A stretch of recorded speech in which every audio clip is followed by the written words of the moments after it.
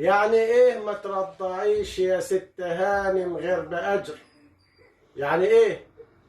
يعني ايه ما ترضعيش يا ست هانم غير بأجر؟ يعني ايه الشمس تطلع بس ليلنا يخصموا بدر؟ قول سعر الرضعة كام؟ فوري ادفع ولا فيزا؟ وابني لو واخد زكام تبقى عايزة الأجرة ميزة، وانت رايح ينفطم لو فلوس اكتر يكرع، فوق خدوده يتلطم لو في يوم للشخ بسرع. لما يبكي لينا ابن نغلي اكل الوجبة تبن، طول ما امه عايزة اجرة الا بن راح يبقى جبن. قولوا لينا فهمونا بالعناد ليه توهمونا، امتى ست صلي على محمد صلي على محمد صلي على محمد. يعني ايه كله بفلوس؟ كان قيام او كان جلوس؟ يعني ايه لو مش موافقة تبقى عشرة علي حجر؟ يعني ايه ما تطبخيش تخبزيش حتى الصحن ما تغسليش؟ طب في بيتنا ازاي نعيش؟ طب لابنك مين يرضع؟ طب لابنك مين يرضع؟ هتسيبيه يصرخ يا هاتي؟ مين يروح السوق يبضع؟ مين يساعدني في حياتي؟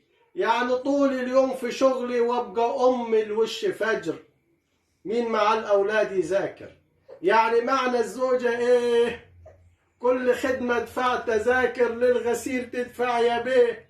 يعني لو قطعت كوسة او كويتي ليا هدمة، ولا عايز قلبي بوسة يبقى كله بأجر خدمة. طالعة نازلة تقول جنيه ليه؟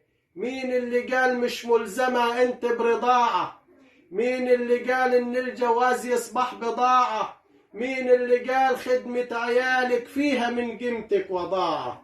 لما جيت في بيتي عندي لهت عندي، ده الأصول إنك تسندي. فبلاش أفكار كل هدامة عالفتنا ليه كده بنخر. لو قادر أجيب لك خدامة مش ممكن عنك هتأخر.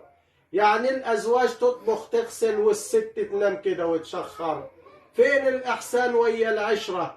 ولا المعروف راح وتبخر؟ ده الحياة تحلى بتعاون بالتفاهم والهداوة، مش مكايدة أو تهاون، مش منافسة أو عداوة. ده الزواج رحمة ومودة، مين في فكرك جاب وودة؟ صاحبة الأفكار دي جرة رايحة تخرب بيت أبوكي، ليه تخلي العيشة مرة؟ ليه عليه يسلطوكي؟ طول ما مخدوعة بكلامهم تبقى بكرة ليك ضرة، ويبقى ليا 100 مبرر، وإن رفضتي راح تلاقي 1000 سكة فراق وهجر. يعني إيه ما ترضعيش يا ست هانم غير بأجر؟